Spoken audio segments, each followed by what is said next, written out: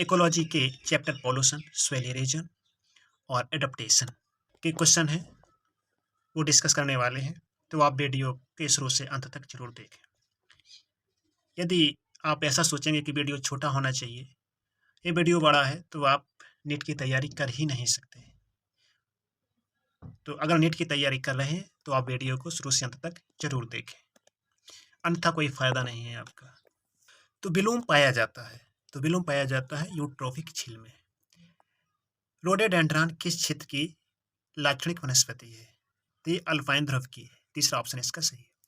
इस देश में निम्न में से कौन सा पादप खतरनाक जलीय खरपतवार है? इसका ऑप्शन चौथा सही है, आइकॉर्निया।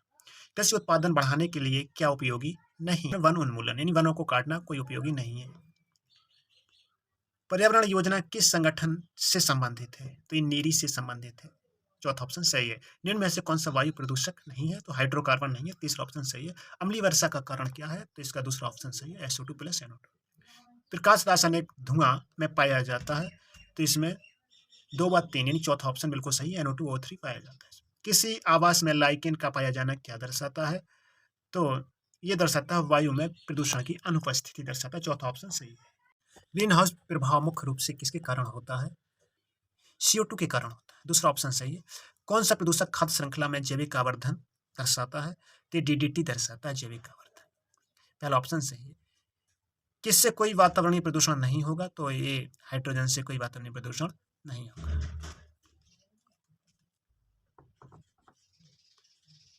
जल प्रदूषण के लिए निम्नलिखित में से कौन सा मुख्य कारक है?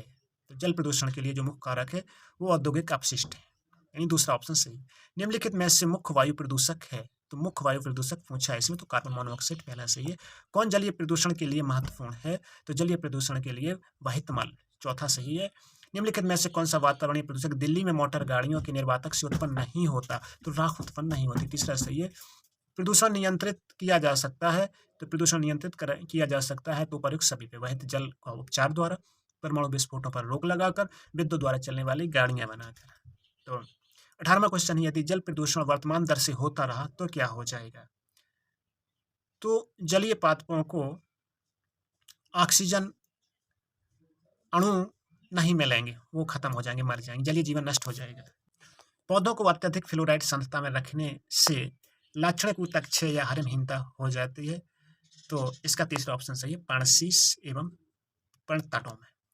बम्बई तथा कलकत्ता जैसे नगरों में वायु प्रदूषक है कार्बन मोनोऑक्साइड व सल्फर की ऑक्साइड। कुछ औद्योगिक नगरों में अम्ल वर्षा निम्नलिखित द्वारा वायुमंडल प्रदूषण का प्रभाव है। तो जो औद्योगिक नगरों में है, तो पहला ऑप्शन सही है, इसमें जीवाश्म ईंधन से जलने के लिए NO2 व SO2 से निष्कासित होने से। आजकल कौन सबसे अधिक वायु प्रदूषक है? तो ये मोटर गाड़ियां वायु प्रदूषक है सबसे ज्यादा, दूसरा ऑप्शन सही। जल और वायु के द्वारा मृदा का हटाना क्या कहलाता है? तो ये इरोजन कहलाता है, यानी कि अपरदन कहलाता है। यूट्रीफिकेशन बताता है सिस्टम में उच्च उत्पादन से। फोटोकेमिकल धुआं प्रथम बार देखा तो लॉस एंजल्स में देखा गया, दूसरा ऑप्शन सही है। घरेलू व्यर्थ से बढ़ता है, तो इससे बढ़ता है जैव विघटनीय प्रदूषण, पहला ऑप्शन सही है। गंगा नदी में BOD का मुख्य स्रोत है, तो मानव व्यर्थ, यानी कि जो मानव वर्ज्य पदार्थ है, मानव रूपी लाशें आशें, ये BOD का मुख्य कारण है। यदि झील में DDT से प्रदूषित हो, उसमें किसकी उच्चतम क्षमता होगी? तृतीयक उपभोक्ता की। किसकी? तृतीयक उपभोक्ता में सबसे ज्यादा DDT पाई जाती है। ऑटोमोबाइल द्वारा उत्पादित सबसे हानिकारक वायु प्रदूषक है, तो वो कार्बन मोनोऑक्साइड, यानी चौथा ऑप्शन सही है। सीवेज जल शुद्ध किया जा सकता है, तो ये सूक्ष्म जीवों द्वारा, यानी दूसरा ऑप्शन सही। जेट प्लेन से उत्सर्जन में मुख्य प्रदूषक क्या है? तो दूसरा ऑप्शन सही है, CFC। यह कहा जा रहा है कि ताजमहल नष्ट हो सकता है, जिसके कारण, दूसरा ऑप्शन सही है, मथुरा की तेल रिफाइनरी से मुक्त वायु प्रदूषकों द्वारा। बर्फीली टोपियों का पिघलना किसके परिणाम स्वरूप हो सकता है? तो ये दूसरा है, वायुमंडल में CFC की अधिक मात्रा। तो कॉटन डस्ट कहाँ का मुख्य प्रदूषक है? तो यह अहमदाबाद का है, क्योंकि यहाँ पर सूती मिल है। SO2 और उसके रूपांतरण व्युत्पन्न पौधों पर प्रभाव में है, तो इसमें क्लोरोफिल का विनाश हो जाता है, पहला ऑप्शन सही है। प्रदूषण में सभी योगदान देते हैं, जिसके अलावा, तो जलीय विद्युत शक्ति परियोजना के अलावा सभी प्रदूषण करते हैं, तो चौथा ऑप्शन सही है। पराबैंगनी प्रकाश की आणविक क्रिया मुख्य रूप से प्रतीत होती है, तो DNA के हाइड्रोजन बंध के विनाश से, पहला ऑप्शन सही है। DDT का फसलों पर छिड़काव प्रदूषण उत्पन्न करता है, तो वायु, मृदा और जल, यानी तीसरा ऑप्शन सही है। DNA को क्षति पहुंचाने वाले अनआयनिक विकिरण हैं, तो ये पराबैंगनी विकिरण।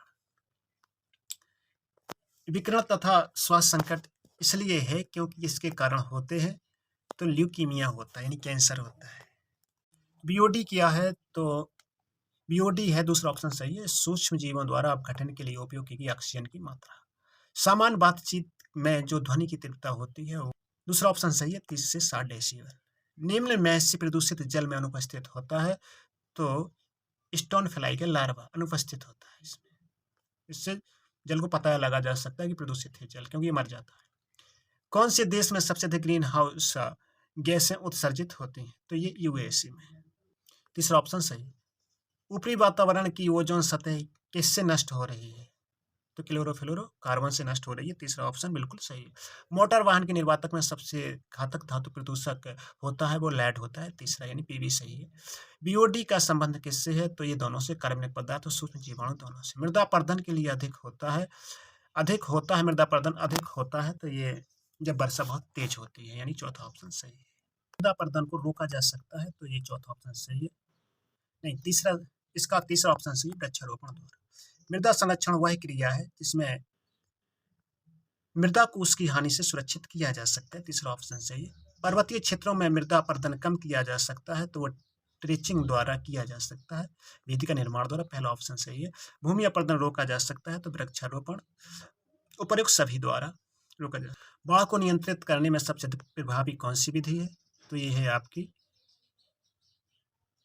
रिफॉरेस्टेशन, मतलब पुनः वनीकरण, पुनः वन लगाना। दूसरा ऑप्शन सही है। कंटूर ट्रेचिंग की प्रभावी विधि है, तो ये है आपकी पहाड़ी क्षेत्रों में। दूसरा सही। भूमि की उर्वरकता को उर्वरक डाले बिना बढ़ाया जा सकता है, कॉर्पोरेशन द्वारा, यानी सस्यावर्तन द्वारा, यानी कि फसल को एक साल दूसरी फसल, दूसरी साल दूसरी फसल, तो इस तरीके से। तो इसका दूसरा ऑप्शन सही है, सस्यावर्तन। भूमि संरक्षण के अंतर्गत आता है, तो मृदा के नुकसान को रोकना। तीसरा ऑप्शन सही है। मुल्च बनाने की विधि सहायक होती है, तो ये आर्द्रता संरक्षण में, आर्द्रता संरक्षण में। हमारे वीडियो को लाइक सब्सक्राइब जरूर करें। धन्यवाद।